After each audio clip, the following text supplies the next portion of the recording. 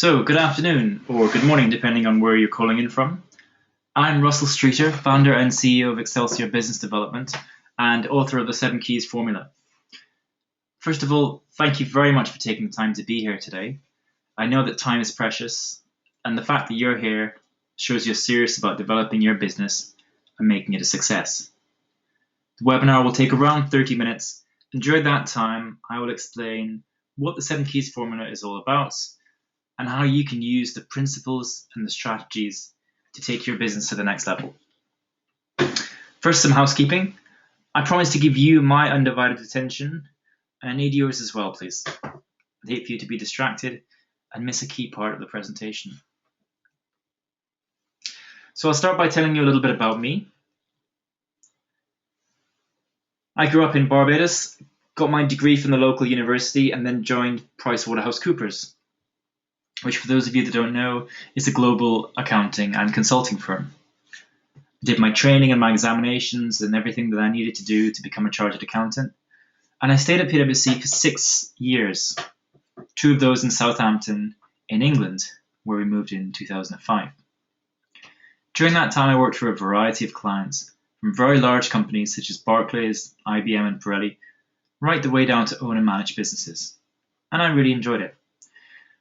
But in 2007, I left PwC to pursue an Olympic campaign. See, I wanted to qualify Barbados for the 2008 Games in the sport of sailing.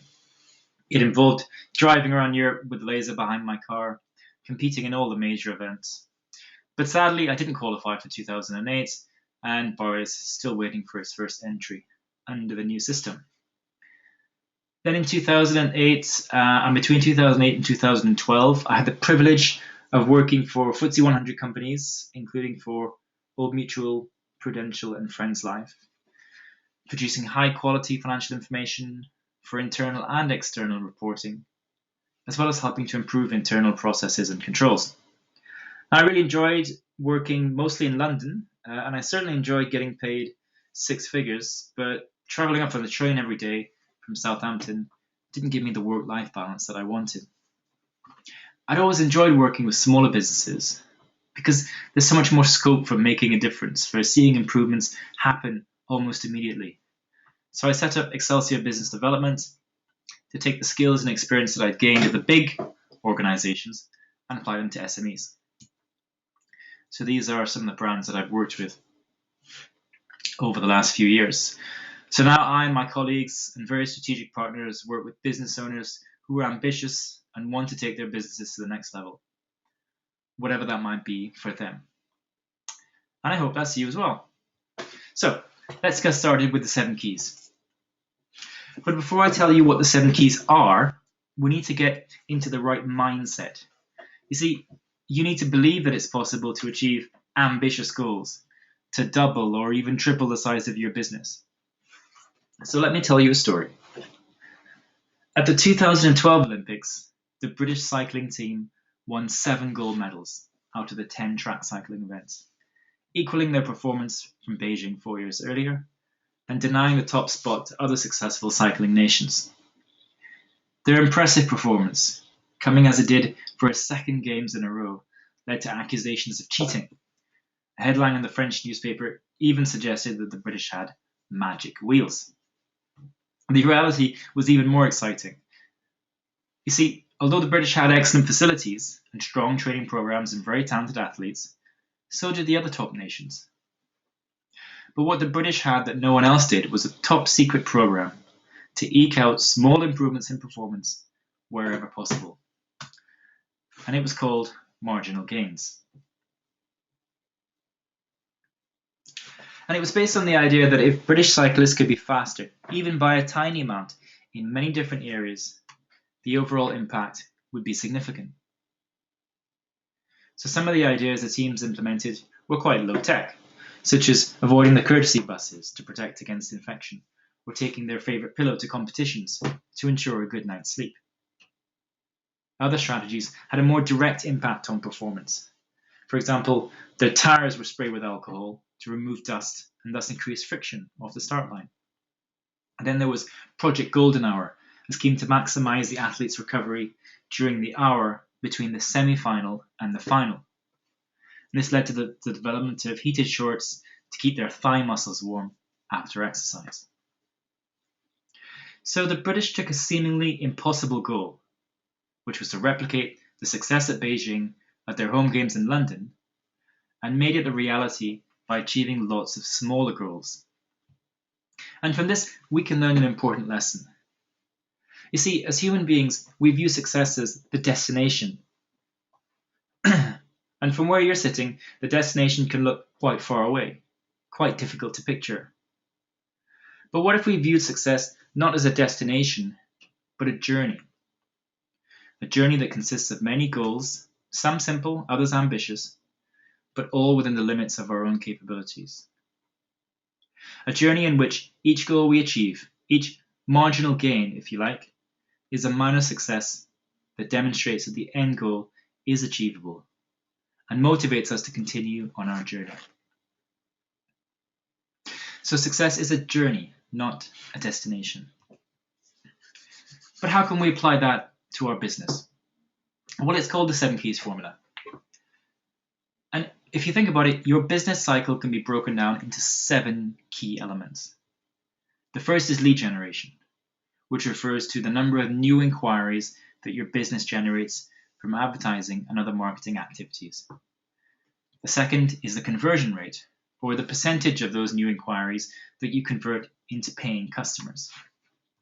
The third is the transaction value, or the average amount of each sale that you make. The fourth is the transaction frequency, the number of transactions that your customers buy or undertake in any given time period. The fifth is the profit margin, and this is the amount that you earn from each sale after deducting the relevant costs. The fifth key is the referral rate, referrals being people that come to your business based on the recommendations of your existing customers. And finally, there's client retention, which is how long your customers stay doing business with you. And each of these are explained in more detail in the book. But the point is that substantial growth can be achieved by making improvements to the average of each of these metrics. Now, hopefully, some of you will have noticed that the picture on the right has 8 sections. The final factor is systemization, which we'll come on to later. But let's demonstrate how making modest, manageable increases to each of those 7 keys can have such a big effect on the overall value of your business. Let's suppose that a typical business gets 100 inquiries a year, and it converts 30% of those into customers. They buy each twice a year, so 60 new sales in a given year at £100 each gives you revenue of £6,000. A profit margin of 50% gives a gross profit of £3,000. And if you get 10 new referrals from those 30 customers, then you add £1,000 to the annual gross profit, giving profits of £4,000. And let's say that those 30 customers will buy with us on an average of 3 years. That means that they're worth over their lifetime £12,000. So let's add a manageable improvement to each of these 7 keys. Let's say 10%. Now, instead of getting 100 leads, you're getting 110 leads a year, converting 33% of leads, so you get 36 customers, because the 110 is multiplying by the 33. You get 79 sales, transaction value of 110, giving you £8,712 in revenue, profit margin of 55%, giving you £4,792 in profit, 11 customers, giving you some extra profits, which means that the total annual profits is now 6,256. And you also improve the customer lifetime to 3.3. And the value of those 36 customers is now 20,645. An increase of 72% over where you were before. Now, do you think that 10% is a realistic target? It's less than 1 lead a month, for example. or 1 extra transaction per person, per customer. And then this example is just new customers we're talking about. But you should see that keys 3 to 7 can be applied to your existing customer base as well. And it's much easier and cheaper to sell to existing customers than it is to attract new ones in most businesses. But let's be a bit more ambitious. Because if you're starting from a low base, if your business is small or new, you may be able to achieve even higher increases for some of the 7 keys. So if you increase the average of each key by 21% using this formula, then you would grow the customer lifetime value by 201%, i.e. triple what it was when you started. And customer lifetime value is a key indication of the value of your business, because the value of a business is how much it's going to earn over the coming years. There are some roundings in these calculations, and of course in reality you'll achieve different increases or different improvements for each key. But nevertheless, hopefully you can see how making ambitious but achievable improvements to all 7 keys can have a big impact on the overall value of your business.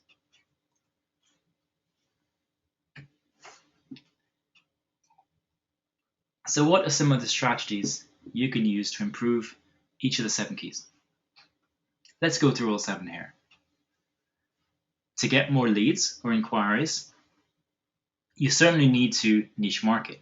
Make sure that you have a laser focus on specific groups of customers that have specific needs. You want to make sure that you have a USP, or a differentiated and compelling message to deliver to each of those niches. And there are many, many ways of attracting new customers, only a few of which I've shown on this slide. In terms of conversion rate, one of the most important things might be to improve your sales skills, or those of your salespeople, or people that interact with leads. You may need to work harder at building trust. You may need to reverse the risk by having some kind of a guarantee, or creating irresistible offers, small first-time purchases that enable you to establish a relationship with a prospect. And hopefully you can see how these keys 1 and 2 are like peas in a pod, because you can't convert people into customers until you first have leads. On the other hand, if you have a large number of leads and a very small conversion rate, then you're wasting a lot of your marketing investment. Key number 3, to increase the number of transactions, you want to have a back end, which means having a second, third, fourth, fifth, sixth product or service to sell to people that you've just attracted. Once they become a customer, don't just sell them one thing and then move on to the next person. To increase the transaction value, well, the easiest thing to do is to increase the price. But that may not be so easy to do or relevant for your business. So another way is to get people to buy higher value items. Just in the same way that supermarkets always put items next to the till that have a high profit margin, that you may not think to go and look for, such as batteries and chocolates, and you can throw them on top of your weekly shop. To increase the profit margins, you can increase prices, reduce overheads, or focus on selling products and services that have a higher margin. To increase the referrals, it may be a simple case of asking, or you need to have some kind of incentive program to encourage your customers to recommend their friends. And to increase the amount of time that people spend doing business with you, you want to make sure that you have good communication, that you remind people that you're still around, and perhaps give them some kind of incentive through loyalty programs or service contracts.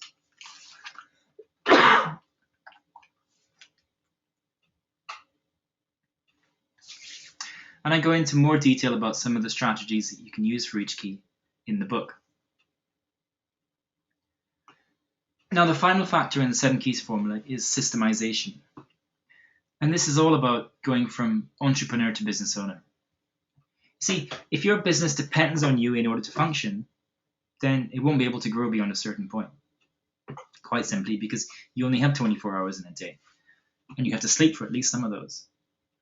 So if you're serious about business growth, you must transform the business so that it runs without you being there all the time. I'm not just talking about sole traders or very small businesses. They're businesses with 2, 4, 10, even 20 employees that still depend on the founder to function effectively.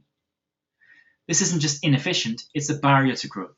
And more importantly, a barrier to selling a business. Because no one's going to want to buy your business if it depends on you. If all the value is in you being there to run it. So most of you know that building a successful business requires more than just passion and a good idea. You need a good idea, plus the systems to make it work, and then you can maximize your profits, or your exit multiples, or your work-life balance, whatever your goal is in your business. And systemization is not the 8th key in the 7 keys formula, because it's important all the way through the formula, at every step in your growth, at every step in your business development. It's important to have good systems. The definition of systemization is to arrange in a system. And in a business context, that's about making your operation reliable and consistent. It's about working smarter, not harder. And I use the term to include a range of supporting systems, processes, and structures that are necessary to make sure that your business maintains quality and makes a profit. This means automating what can be automated, outsourcing what can be outsourced that you don't want to retain control over, and ensuring that the remaining tasks are performed as efficiently and effectively as possible. So what are the steps required to systemize a business? The first step is to review and analyze your business as it is right now. You'll be looking at what works and what doesn't work. And you'll be documenting existing systems and processes in order to identify where you can make improvements. Step 2 is to make those improvements and make the business more efficient and profitable. And this can be quite a rewarding step, because the investment in improving efficiency can be quite small, but you can see quite large returns just by changing the way people do things. Step 3 involves a combination of installing new systems, implementing new processes and better ways of working, and outsourcing what you don't want to do in-house. Now that's a very high-level view of the process, obviously. In reality, these 3 steps can become 4 or 6 or 10, depending on the complexity of your business. But perhaps the most important part of systemization is for you, as a business owner, to relinquish some control. This will also be the most difficult thing that you can do, because you started the business. It's your baby. You built it up from nothing. And it may be your main source of income. So how can you trust people that work for you? People who may only be interested in working from 9 to 5 and collecting a salary. How can you trust them to treat your baby in the same way that you do? And to answer this, it may help to remember 3 important points. Firstly, it's likely that the person you're delegating to or outsourcing to is an expert. You should hire people that are better at you at doing certain tasks. And so probably it's best to delegate to them and give them control and let them do it, because they'll do a better job. Number 2, it's highly likely that they will make mistakes eventually, because we all make mistakes. We've done it in the past, and we'll do it again in the future. It's your job to provide good oversight and management to reduce the likelihood of mistakes, and also to reduce the risk of what happens when they do make a mistake. And the third point to remember is that trusting people and delegating to people and getting them involved in performing crucial tasks, they bring a different perspective to yours. And that can be very beneficial to the business. And most importantly, as I've said a few times already, your business will not grow unless you're prepared to give up some control and let other people help you. So systemization helps to ensure that the business growth you achieve with the 7 keys formula is sustainable. And in the book, I touch on some of the systems that your business will need in order to function effectively. So, what are the next steps for you? Our webinar is almost over, but hopefully you can see that the 7 keys formula has quite a lot of overlap between each of them. For example, a niche marketing strategy will help you to understand your target market better, which is great for attracting inquiries, and also useful during conversion. Likewise, some of the strategies you use to increase the value of each transaction will also have a positive impact on profit margins, etc. And this is the power of the 7 Keys formula. The improvements you make and the strategies you employ work together to create a virtuous cycle of business growth. And so you must resist the temptation just to pick 1 or 2 keys that you're comfortable with or that you have good ideas for. Instead, come up with as many strategies as you can to improve all 7 keys. And don't forget that ambitious growth needs to be underpinned by a support structure. Just like a building, a business needs solid foundations. And the bigger your business, the more better foundations you need. So maybe that you need to begin with systemisation before you go on to any of the 7 keys. Finally, don't do this alone. There's an old saying that you can't read the label from inside the bottle. When you download this book, you'll become part of our community of online business owners. And you get tips. And we also have plans for an online membership site with free training and other free resources. But I'd also like to invite you to spend an hour with me talking about your business in a free business brainstorming strategy session that I call 60 Minutes to Business Success.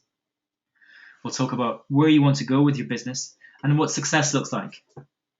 And then we'll brainstorm ideas on how to make that happen. In just 1 hour, I'll aim to show you where you're leaving money on the table and 3 things that you need to do right now to improve your business. So to request your free business strategy session, please go to my website, which is shown on the screen now. Thank you very much for your time today. I hope the webinar has given you lots to think about and motivated you to achieve success in your business. I look forward to hearing from you. Thanks very much.